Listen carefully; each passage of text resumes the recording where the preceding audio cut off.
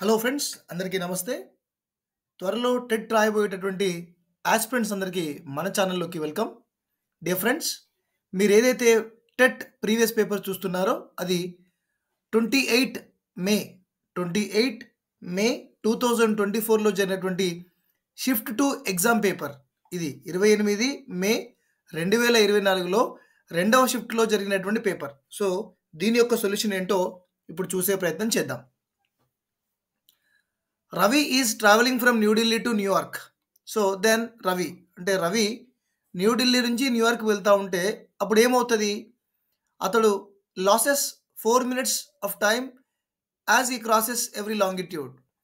Gains 4 minutes of time as he crosses every longitude. Neither gains nor lost the time as he crosses every longitude. Gains 15 minutes of time as he crosses every longitude. So మనకి ప్రతి ఎగ్జామ్లో ఇప్పటి వరకు ఇది మూడవ paper మనం solve చేసేది. దాంట్లో ఖచ్చితంగా ఒక క్వశ్చన్ అడుగుతున్నారు. సో చూద్దాం. When you are traveling, this is GMT, ఇది 0 డిగ్రీ, దీన్ని మనం జిఎంటీ అనుకుందాం, గ్రీన్విచ్ మీన్ మెరిడియన్. సో ఇది న్యూఢిల్లీ, ఇక్కడ New Delhi, this is New Delhi. And ఇది న్యూయార్క్ అనుకుందాం. So Ravi travelling from New Delhi to New York. So he is travelling from east side to when any person travelling from east to west side he lose his time. So మనందరికీ తెలుసు, ఒక longitude నుంచి ఇంకో longitude, to cross one longitude to another longitude 4 minutes time it will take. So after every longitude he will lose 4 minutes of time. అంటే న్యూఢిల్లీ నుంచి New York పోయేటప్పుడు ఎన్ని longitudes అయితే ఉన్నాయో ప్రతి లాంగిట్యూడ్కి 4 మినిట్స్ ఆయన టైము లూజ్ అవుతాడు. సో టైంని కోల్పోతారు. ఒకవేళ న్యూయార్క్ నుంచి న్యూఢిల్లీకి వస్తే he gains the టైం, ఇక్కడ టైంని గెయిన్ చేయొచ్చు. Next, the lava which pours on the surface of the earth and forms the rocks. భూమి ఉపరితలంపైకి వచ్చిన లావా భూమిపై ఈ శిలలను ఏర్పరుస్తాయి. 9th class question. ఒకసారి చూద్దాం. ఇది మనం ఒక అగ్నిపర్వతం అనుకుంటే, if this is a volcano, ఈ వాల్కనో నుంచి అప్పుడప్పుడు ఇక్కడ నుంచి ఇక్కడ ఒక హోల్ ఉంటుంది, ఇక్కడ నుంచి లావా పైకి వస్తూ ఉంటుంది. So when lava comes out, when lava pours on the surface of the rock, so these are called as extrusive landforms. అంటే లావా భూమిలో నుంచి పైకి వచ్చి భూమి మీద పడినప్పుడు వీటి వల్ల ఏర్పడేటటువంటి శిలను బహిర్గమ శిలలు అంటారు. ఎందుకంటే ఇవి బహిర్గతం అయ్యాయి, లోపల నుంచి బయటకు వచ్చేసాయి కదా. సో ఇవి లోపల్లో నుంచి బయటకు వచ్చేసాయి కాబట్టి వీటిని మనము బహిర్గమ శిలలు అంటారు, ఎక్స్టెసివ్ రాక్స్ అంటారు. Some times the lava may not reach. ఒక్కోసారి లావా ఈ భూమి లోపలనే ఇక్కడ ఉండిపోతుంది. ఇక్కడ ఒక పైప్ లాగా ఉంటుంది, ఇక్కడ పైప్ లాగా ఉంటుంది, ఇక్కడ ఇలా ఉంటుంది. ఒక్కోసారి ఈ లావా పైకి రాకుండా ఈ భూమి లోపలనే ఉండిపోతుంది. సో వీటి వల్ల ఏర్పడేటటువంటి శిలలను, వీటి వల్ల ఏర్పడే రాక్స్ని ఏమంటారంటే ఇన్స్టసివ్ రాక్స్ అంటారు. ఇన్స్టసివ్ రాక్ అంటే ఇన్సైడ్ ఉన్నాయి, ఇవి అవుట్ సైడ్ వచ్చేసాయి. సో కాబట్టి వీటిని మనం ఎక్స్టసివ్ రాక్స్ అంటాం. అంటే వాల్కనో లోపల నుంచి బయటకు వస్తేనేమో అవి బహిర్గమ శిలలు, అండ్ లోపలే ఉండిపోతే ఇన్స్టసివ్ రాక్స్, అంతర్గమ శిలలు అని చెప్పవచ్చు. సో జాగ్రత్త. ఓకే, సో ఇక్కడ మనం మరి సెడిమెంటరీ రాక్స్ అంటే ఏంటి? సెడిమెంటరీ అంటే అవక్షేపక శిలలు. అంటే ఎగ్జాంపుల్గా when the river flows it carry lot of things with it. For example soil, small rocks. ఒక నది ఒక చోటు నుంచి ఇంకో చోటుకి ఇలా ప్రవహిస్తున్నప్పుడు, ఇలా తన యొక్క వస్తున్నప్పుడు చాలా రాళ్ళు, రప్పలు, మన్ను, మషాన్ని ఇవన్నీ తీసుకొచ్చి ఒక ప్లేస్ దగ్గర పెడుతుంది. మళ్ళీ వచ్చే సంవత్సరం మళ్ళీ ఇలా ఏం జరిగినప్పుడు మళ్ళీ ఇక్కడ ఇంకా పెడుతుంది. మళ్ళీ ఇలా ప్రతి సంవత్సరం జరుగుతున్నప్పుడు ఇది ఫస్ట్ టైం, ఇది సెకండ్ టైం, ఇలా థర్డ్ టైం, ఇలా ప్రతి సంవత్సరం ప్రతిరోజు ఇలా జరుగుతున్నప్పుడు వీటి మధ్య చాలా ప్రెషరు, చాలా ఫోర్సు, చాలా హీట్ ఏర్పడి ఇక్కడ ఉన్నటువంటి శిలలు కాస్త చాలా రూపాంతరం చెందుతాయి అన్నమాట. చాలా హార్డ్ రాక్స్‌గా మారిపోతాయి. ఇక్కడ ఉదాహరణగా మనకి రెడ్ ఫోర్ట్ కట్టినటువంటి రెడ్ ఫోర్ట్ ఇది సెడిమెంటరీ రాక్స్‌తోనే కట్టారు. రెడ్ ఫోర్ట్ కదా! తర్వాత lime stone, coal, lime stone అడుగుతారు అప్పుడప్పుడు. లైమ్ స్టోన్, కోల్ అనేటటువంటివి సెడిమెంటరీ రాక్స్ కింద పనిచేస్తా ఉన్నాయి. అంతేకాకుండా మనకి శాండ్ స్టోన్ కూడా lime stone, coal, sand stone అనేటటువంటివి సెడిమెంటరీ రాక్స్. మరి మెటమార్ఫిక్ రాక్స్ అంటే ఏంటిది? మెటమార్ఫసిస్ అంటే ఇవి హీట్ వల్ల, తర్వాత ప్రెషర్ వల్ల, they change due to the heat, pressure. So, heat, pressure వల్ల భూమి లోపల ఉన్నటువంటి రాళ్ళు ఇవి రూపాంతరం చెందుతాయి. అందుకే వీటిని రూపాంతర శిలలు అంటారు. Metamorphosis changes from one kind to another kind. For example marble rocks, మన ఇంట్లో ఉండేటటువంటి మార్బుల్ రాక్స్. అంతేకాకుండా quartzite, anthracite, diamonds, even diamond కూడా, diamond okay, diamonds and gneiss శిలలు అంటారు. షిస్ట్ ఇవన్నీ కూడా metamorphosis rocks. Sedimentary rocks limestone, coal, sandstone and rock salt అంటాం. రాక్ సాల్ట్ ఇవన్నీ కూడా సెడిమెంటరీ రాక్స్ కిందకి వస్తాయి. నెక్స్ట్, ఈ మహాసముద్రం లేదా సముద్రం కొన్నిసార్లు పసిఫిక్, అట్లాంటిక్ మరియు హిందూ మహాసముద్రం యొక్క పొడిగింపు. ఒకసారి మనం ఇది వరల్డ్ మ్యాప్ కింద నుంచి ఇచ్చారు. సో వరల్డ్ మ్యాప్ అంటే ఎగ్జాంపుల్గా this is North America, okay, and this is South America, and this is Europe, and this is Africa, okay, and this is Asia అనుకున్నప్పుడు, so this is Australia. So దీన్ని మనం ఇదేంటి మనకి ఇది S ఆకారంలో ఉండేటటువంటిది this is Atlantic, and this is M ఆకారంలో ఉండేది ఏంటిది Indian Ocean, and this is what Pacific. So this all ఈ అన్నింటికి కొనసాగింపుగా ఉండేది ఏంటంటే Antarctic Ocean. It is extension of Pacific, ఇది Pacific, extension of Pacific, extension of Atlantic, extension of Hindu కదా, హిందూ మహాసముద్రం. సో ఇవి అన్నింటికి ఎక్స్టెన్షన్గా దీన్ని అంటార్కిటిక్ మహాసముద్రం అని చెప్పి పిలుస్తారు. Next, from among the following this layer of the atmosphere contains 75% of the total gaseous mass of atmosphere and practically all the moisture and dust particle. మనకి భూమి ఉందనుకోండి, for example this is an earth పైన first ఏముంటుంది troposphere. So in this troposphere all weather phenomena happens in the ట్రోపోస్పియర్లోనే గాలి, మన్ను, మశానం, మేఘాలు, వర్షము, ప్రిసిపిటేషన్ అన్నీ కూడా ట్రోపోస్పియర్లో జరుగుతాయి. ఎందుకంటే because it's having a number of gaseous material. దీంట్లోనే 75% ఆఫ్ గ్యాసియస్ మెటీరియల్ అన్ని కూడా ట్రోపోస్పియర్లో జరుగుతాయి. సో ట్రోపోస్పియర్లో రెయిన్స్ వస్తాయి, ట్రోపోస్పియర్లో క్లౌడ్స్ ఫామ్ అవుతాయి. ఓకే, సో రెయిన్స్, క్లౌడ్స్ ట్రోపోస్పియర్లో ఫామ్ అవుతాయి. So 75% of gases matter mostly presence in the troposphere. Stratosphere ఏముంది, స్ట్రాటోస్పియర్లో ఇక్కడ హీట్ ఎక్కువ ఉంటుంది.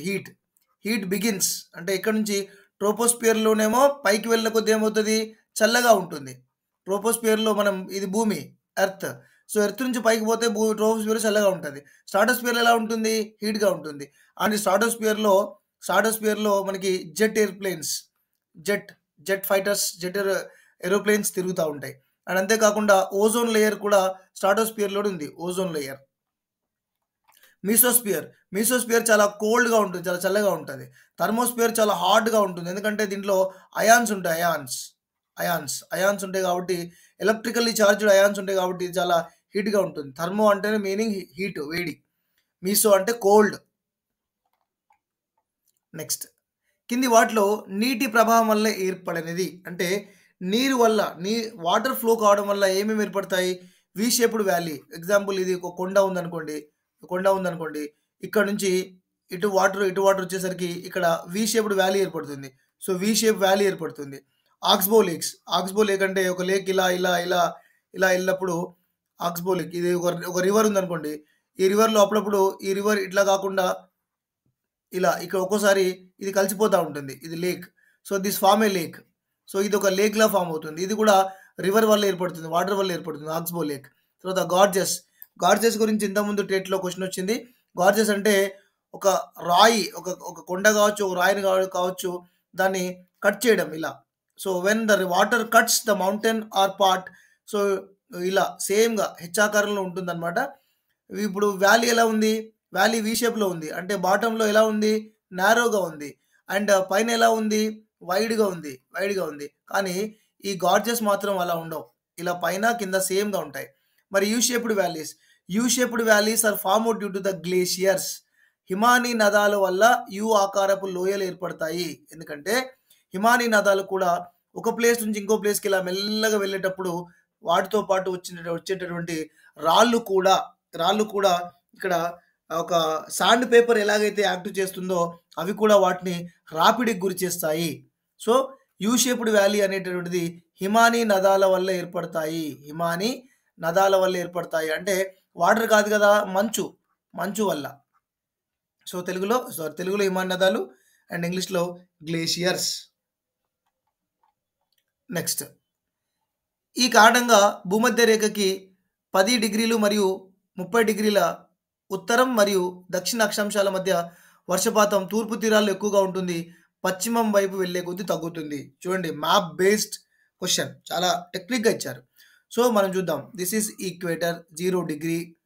సో 0 డిగ్రీ తర్వాత ఇది ఏమన్నారు? 10 డిగ్రీస్. ఇదేమన్నారు? 30 డిగ్రీస్ నార్త్ అన్నారు. 10 డిగ్రీ నార్త్. సో మళ్ళీ తర్వాత 10 degree south, 30 degree south. See ఒకసారి గమనించండి, ఇండియా లొకేటెడ్ ఇక్కడ ఉంది. ఇండియా ఇక్కడ ఉంది. ఆస్ట్రేలియా ఇక్కడ ఉంది. అంటే ఈ ప్రాంతాలలోనే ఎక్కువగా మనకి వర్షపాతం కురుస్తుంది. ఎక్కడ? Between 0 to 30. సో మళ్ళీ అగైన్ 0 to 30 సౌత్, ఈ ప్రాంతాల్లోనే వర్షం కురుస్తుంది. అండ్ పశ్చిమం వైపు వెళ్ళే కొద్దీ తగ్గుతుంది అంటారు. అంటే when it moves towards the west it was decrease. మీరు చూడండి, most of the deserts in the world located in the west side. గుర్తుపెట్టుకోండి, అంటే ఏ కాంటినెంట్లోనైనా కూడా వెస్ట్ సైడ్ వర్షం తగ్గుతుంది, వెస్ట్ సైడ్ వర్షం ఉండదు. ఎగ్జాంపుల్ ఇండియా చూసుకోండి, ఇండియాలో థర్డ్ డెజర్ట్ ఎక్కడ ఉంది? West side. నెక్స్ట్, అంతేకాకుండా మనకి ఆస్ట్రేలియాలో పెద్ద డెజర్ట్ ఉంది, విక్టోరియా డెజర్ట్ ఎక్కడ ఉంది? West side. తర్వాత సహారా డెజర్ట్ వెస్ట్ నుంచి ఈస్ట్ సైడ్కి ఉంది, అది వదిలేయండి. And mostly Atacama desert, California desert, Saudi Arabia desert, Kalahari desert, ఈ డెజర్ట్స్ అన్నీ కూడా కాంటినెంట్ యొక్క వెస్ట్ సైడే ఉన్నాయి. ఎందుకంటే వెస్ట్ సైడ్ వర్షం చాలా తక్కువ పడుతుంది, ఈస్ట్ సైడ్ వర్షం ఎక్కువగా ఉంటుంది. గుర్తుపెట్టుకోండి. ఓకే, సో డెజర్ట్స్ అన్నీ కూడా వరల్డ్లో ఎటు సైడ్ ఉన్నాయి? వెస్ట్ సైడ్ ఉన్నాయి. ఎందుకంటే ఈస్ట్ నుంచి వెస్ట్ సైడ్కి వెళ్ళే కొద్దీ వర్షం అనేటటువంటి తగ్గుతుంది. అందువల్ల చాలా కాంటినెంట్స్లో డెజర్ట్స్, ఎడార్లు అనేటటువంటివి పశ్చిమం వైపే ఉన్నాయి. Next, trade winds. అంటే మనం ఇప్పుడు టైం బాగా వేస్ట్ అవుతుంది. ట్రేడ్ విండ్స్ గురించి మనం 9th క్లాస్లో ఇచ్చారు. ట్రేడ్ విండ్స్ ట్రేడ్ విండ్స్ ఎక్కడి నుంచి ఎక్కడికి పోతాయి? They blow from sub tropical high pressure. ఇవి ఎక్కడి నుంచి ఎక్కడి వరకు వెళ్తాయంటే sub tropical high pressure area నుంచి లో ప్రెషర్ ఏరియా వైపు పోతుంది. అడగచ్చు క్వశ్చన్. అంటే ఇవన్నీ కూడా హై ప్రెషర్ ఏరియా టు లో ప్రెషర్ ఏరియా వైపు వెళ్తూ ఉంటాయి ట్రేడ్ విండ్స్, వ్యాపార పవనాలు. ఋతుపవనాలు మాన్సూన్స్ ఇవి కొద్ది కాలం వరకే ఉంటాయి. మరి పోలార్ హై ప్రెషర్ విండ్స్, వీటి మనం ఈస్టర్లీస్ అని కూడా అంటారు. ఈస్టర్లీస్ అని ఒకసారి మీరు 9th క్లాస్లో హైడ్రోస్పియర్లో వీటి గురించి చూసుకోండి. నెక్స్ట్, ఈ క్వశ్చన్ మీద కూడా మనకి ఇంతకుముందు టెట్లో క్వశ్చన్ వచ్చింది. ఈ రకమైన వ్యవసాయ పద్ధతిలో వ్యవసాయం చిన్న కమతాలలో పురాతన పనిముట్లు అయిన పార, గుల్లకర్ర సాయంతో కుటుంబానికి మాత్రమే పరిమితమై ఉంటుంది. ఇంతకుముందు పాత ప్రీవియస్ పేపర్లో కూడా 2024లో జరిగినటువంటి వేరే సెషన్లో ఈ క్వశ్చన్ వచ్చింది. అంటే ఈ పురాతన పనిముట్లు, చిన్న కమతాలు, పార, గుల్లకర్ర కుటుంబం మాత్రమే చేసేది చాలా సాధారణ వ్యవసాయ పద్ధతి. సింపుల్గా వాళ్ళకు వాళ్ళు చేసుకునేటటువంటిది. కమర్షియల్ అంటే మనకి ఏం కావాలి? కమర్షియల్ అంటే high pesticide, HYV, high yield varieties of seeds కావాలి. తర్వాత మనకి పెస్టిసైడ్స్ కావాలి కదా. సో కమర్షియల్ ఫార్మింగ్ ఎగ్జాంపుల్ ఏంటంటే tea, coffee, okay, rubber, tea, coffee, rubber, sugar cane, banana అనేటటువంటివి కమర్షియల్ ఫార్మింగ్కి ఎగ్జాంపుల్స్. ఇంటెన్సివ్ సబ్సిస్టెన్స్ ఫార్మింగ్ అంటే చెప్పాను. ఇంటెన్సివ్ సబ్సిస్టెన్స్ ఫార్మింగ్ అంటే ఇవి ఎక్కువగా మోర్ పాపులేషన్, సో పాపులేటెడ్ రీజన్స్లో చేస్తూ ఉంటారు. పాపులేటెడ్ రీజన్స్లో ఇంటెన్సివ్, ఎక్కడ ఇవి హై పాపులేటెడ్ ఏరియాస్లో చేస్తూ ఉంటారు. ఇక్కడ కూడా హై డోసెస్ వాడుతూ ఉంటారు. హై డోసెస్ ఆఫ్ బయోకెమికల్స్ వాడుతూ ఉంటారు. కొంతవరకు మిషన్స్ యూజ్ చేస్తూ ఉంటారు. ఇందులో చాలా పురాతన పద్ధతి ఏంటంటే simple subsistence is the oldest method. Okay, and mixed farming in the sense same piece of the land different kinds of agriculture products growth. అంటే ఒకే ఏరియాలో ఒకే నేలలో రకరకాల పంటలు పండించడం అనేది మిశ్రమ, ఇక్కడే ఉంది mixed farming. So different kinds of agriculture products produce in a same piece of land is called as mixed farming. Next aluminium గురించి ఇంతకుముందు క్వశ్చన్ వచ్చింది మనకి. అల్యూమినియం మనకి క్వశ్చన్ వచ్చింది ఇంతకుముందు. ఇండియాలో 8 అల్యూమినియం స్మెల్టింగ్ స్టేషన్స్ ఉన్నాయి, నాల్కో, బాల్కో ఉన్నాయి. ఇంతకుముందు ప్రీవియస్ పేపర్లో క్వశ్చన్ వచ్చింది దీని మీద. సో చాలా జాగ్రత్తగా ఉండండి. అల్యూమినియం శుద్ధి కర్మాగారాల్లో ముడి పదార్థంగా ఉపయోగించేటటువంటిది ఏది? సో బాక్సైట్ నుంచే వచ్చేది అల్యూమినియం కదా. సో బాక్సైట్ ఎలా ఉంటుందంటే it is a dark reddish colour ఉంటుంది. మనకి దీనికి ఎలక్ట్రిసిటీ సప్లై, ఓకే, దీనికి ఈ అల్యూమినియం స్మెల్టింగ్ ఇండస్ట్రీకి కావాల్సింది regular electricity supply and raw material అనేటటువంటిది చాలా చాలా ఇంపార్టెంట్. ఎందుకంటే ఇదే question, regular supply of electricity raw material అనేది ఇంతకుముందు పాత ప్రీవియస్ పేపర్లో వచ్చింది క్వశ్చన్. నెక్స్ట్, ప్రఖ్యాతిగాంచిన కాశ్మీర్ లోయ దాదాపుగా 135 పొడవున ఏ దిశలో వ్యాపించి ఉంది? The famous Kashmir valley is running over distance of 135 kilometres. ఇది ఎక్కడ, ఏ దిశలో ఉంది అంటున్నారు. సో ఇది ఏ దిశలో ఉందంటే south east to north west డైరెక్షన్లో ఉందండి. ఓకే, సౌత్ ఈస్ట్ టు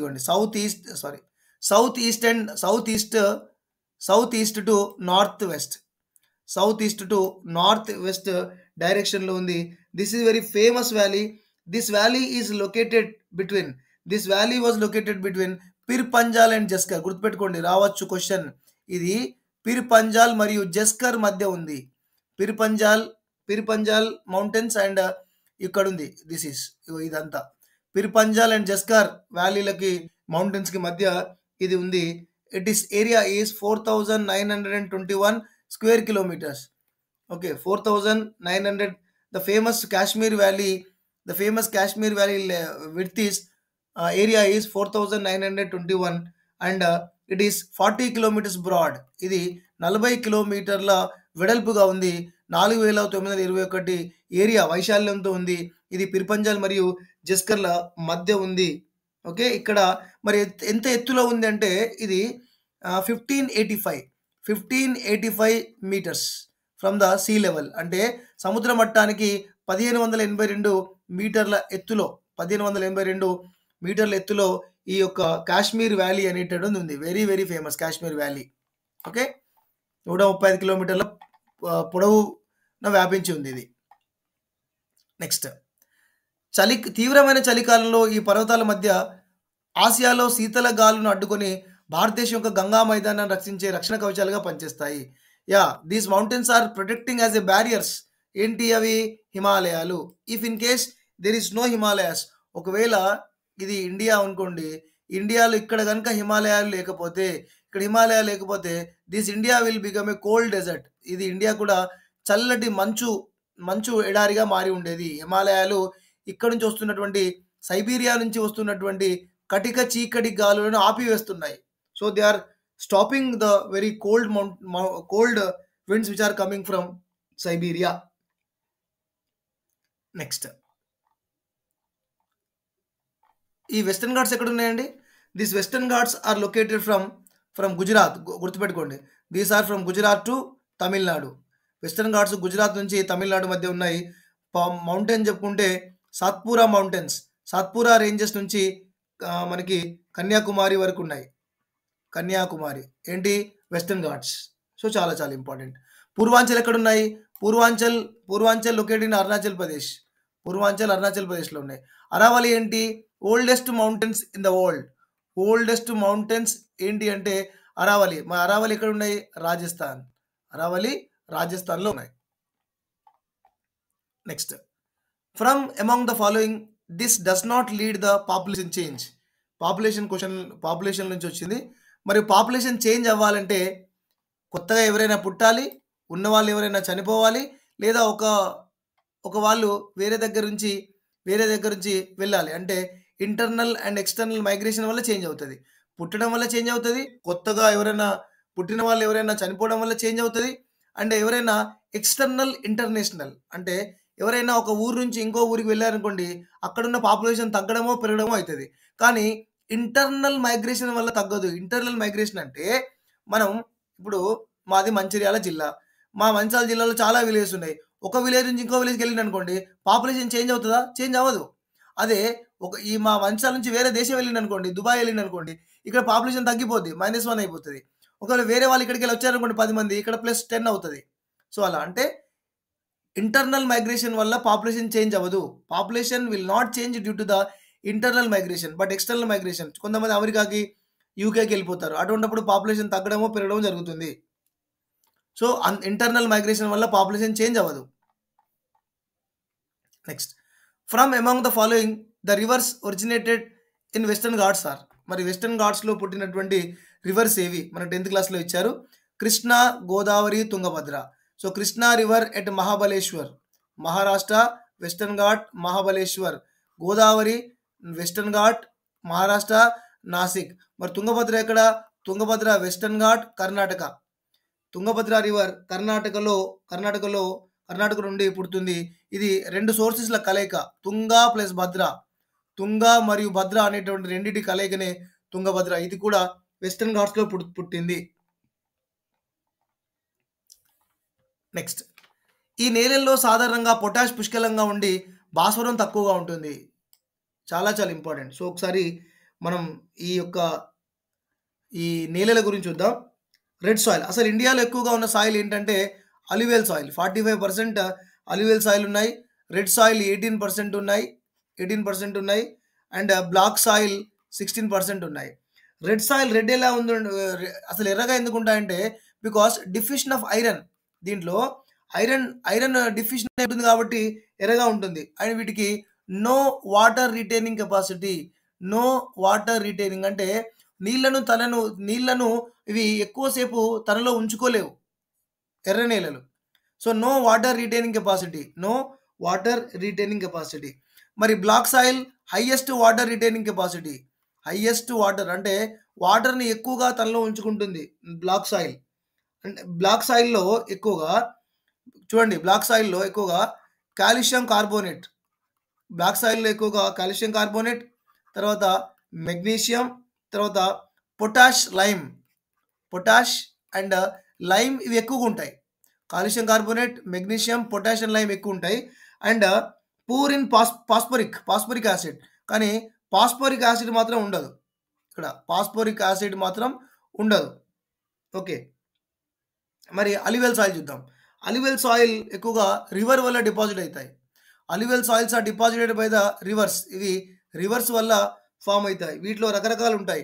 వీటిలో ఎగ్జాంపుల్‌గా దువార్స్ అంటారు. ఓకే. తర్వాత టెరాయ్ అంటారు. టెరాయ్ అనొచ్చు. తర్వాత బంగర్ అనొచ్చు. బంగర్ సాయిల్. తర్వాత ఖాదర్ సాయిల్ అనొచ్చు. ఓకే. దువార్స్, చోస్ కూడా అనొచ్చు. చోస్ అంటే అల్యూవియల్‌లో రకాలు. చోస్, దువార్స్, టెరాయి, బంగర్, ఖాదర్ ఇవన్నీ కూడా అల్యూవియల్ సాయిలే. మరి అల్యూవియల్ సాయిల్‌లో ఎక్కువ ఏముంటాయి? Potash, phosphoric acid, lime. Potash, phosphoric acid and lime ఇవి ఎక్కువగా ఉంటాయి. మరి లాటరైట్ సాయిల్ అంటే ఇవి ఎక్కడ ఉంటాయంటే వెట్ అండ్ డ్రై రీజియన్. ఇవి ఎక్కువగా వెట్ అండ్ డ్రై రీజియన్‌లో ఉంటాయి. అంటే ఎక్కువ ఎండ, ఎక్కువ వాన కొట్టేటువంటి పరిస్థితిలో లాటరైట్ నేలలు ఉంటాయి. ఇవి నేలల యొక్క స్వభావాల గురించి మనం నేర్చుకుందాం. Next, angle of incidence. మనందరికీ తెలుసు యాంగిల్ ఆఫ్ ఇన్సిడెన్స్ అంటే పతన కోణము. అంటే యాంగిల్ ఆఫ్ ఇన్సిడెన్స్ అంటే ఏంటి అసలు? అంటే ఫర్ ఎగ్జాంపుల్ భూమి ఇలా ఉంది, సూర్యుడు ఇలా ఉన్నాడు, సూర్యుడు ఇలా ఉన్నాడు. సన్ ఇక్కడ నుంచి ఉన్నాడు సన్. సో, ఇక్కడ నుంచి ఈ భూమి మీద పడేటటువంటి సూర్యుని యొక్క కిరణాల యొక్క కోణం, యాంగిల్. ఓకే. యాంగిల్. సో, ఈ యాంగిల్ ఆఫ్ ఇన్సిడెన్స్ ఎప్పుడెప్పుడు ఎలా ఉంటుంది? నవంబర్, డిసెంబర్ నెలలో ఉత్తర భాగంలో పెరుగుతుంది. అంటే మనకి ఇక్కడ ఇది ఉత్తర భాగం అంటే నార్త్, ఇది సౌత్. సో, నవంబర్, డిసెంబర్ నెలలో యాంగిల్ ఆఫ్ ఇన్సిడెన్స్ ఎక్కువ ఉంటుంది ఇక్కడ. ఎక్కువ యాంగిల్ ఆఫ్ ఇన్సిడెన్స్ ఎక్కువ ఉంటే ఎలా ఉంటుంది? వేడి తక్కువ ఉంటుంది.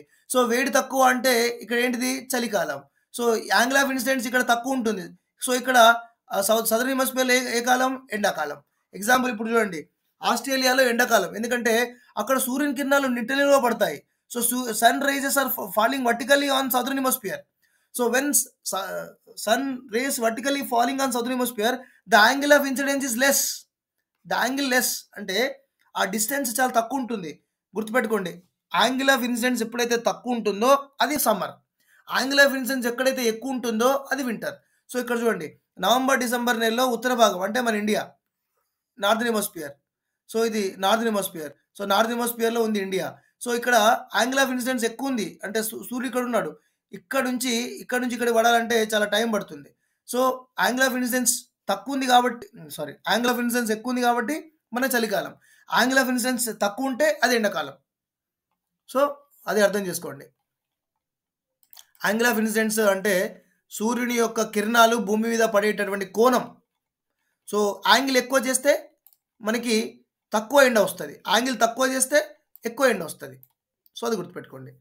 సో, ఇంకా మిగతా క్వశ్చన్స్ మనం వచ్చేటటువంటి నెక్స్ట్ సెషన్లో నేర్చుకుందాం. ఐ హోప్ మీకు అర్థమైంది అనుకుంటాను. నెక్స్ట్ సెషన్లో మనం మిగతా ఈ క్వశ్చన్స్తో మనం ఈ గోదావరి నది బంగాళాఖాతంలో కలిసేటువంటి దాంతో నేర్చుకుందాం. అంతవరకు సెలవు. నమస్కారం.